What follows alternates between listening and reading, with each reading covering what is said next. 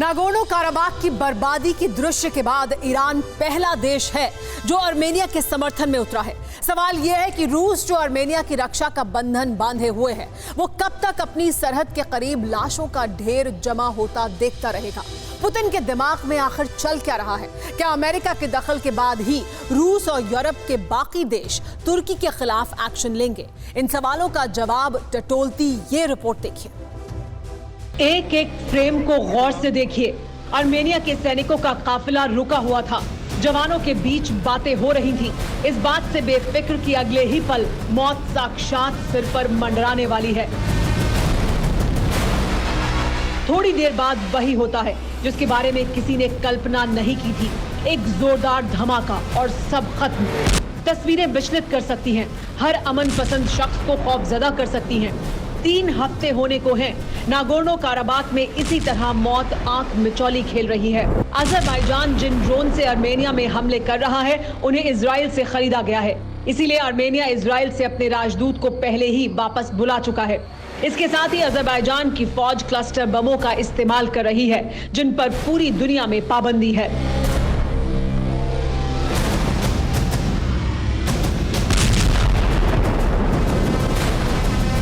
यानी युद्ध का हर नियम तार तार हो चुका है। ऐसे में रूस की खामोशी पर सवाल लाजमी है। आर्मेनिया और अजरबैजान की जंग में रूस एक साहूकार की तरह है। रूस दोनों देशों को अपने हथियार पहुंचाता है। मेड इन मॉस्को हथियारों से ही अजरबैजान और आर्मेनिया एक दूसरे पर बारूद बरसा रहे हैं।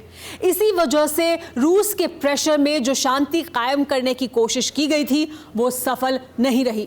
लेकिन अब अमेरिका ने इशारा दे दिया है कि मध्य एशिया के 2 मुल्कों से दुनिया को विश्व युद्ध की आग में झोंकने की साजिश बर्दाश्त न। नागोर्नो काराबाख में बेगुनाहों पर बरसते तुर्की के बारूद से ट्रंप के तेवर भी गर्म हो चुके हैं। इसका अंदाजा अमेरिकी विदेश मंत्री के ट्वीट से लगाया जा सकता है।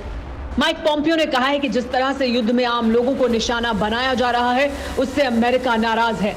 बेहतर है कि दोनों मुल्क एक दूसरे पर बारूद बरसाना बंद करें और युद्ध विराम की सोचें।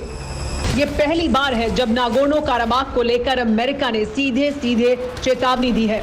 उसकी वजह भी तुर्की ही है, क्योंकि अर्दोआन ने नागोर्नो काराबाख को कब्रिस्तान बनाने के बाद कई और देशों से जंग का मंसूबा पाल लिया है। इनमें से एक देश है ग्रीस। तुर्की और ग्रीस पड़ोसी देश हैं, दोनों नेटो के सदस्य भी हैं। वैसे तो तुर्की और ग्रीस के बीच दुश्मनी का इतिहास बहुत पुराना है, लेकिन जो ताजा झगड़ा दोनों के बीच शुरू हुआ है, वो जुलाई से शुरू हुआ और इसकी वजह है भूमध्य सागर पर कब्जा दोनों देश करना चाहते हैं। इसी वजह से सवाल उठ रहा है कि क्या आर्मेनिया के बाद तुर्की का अगला टारगेट ग्रीस है? तुर्की और ग्रीस में युद्ध का खतरा क्यों बढ़ गया है?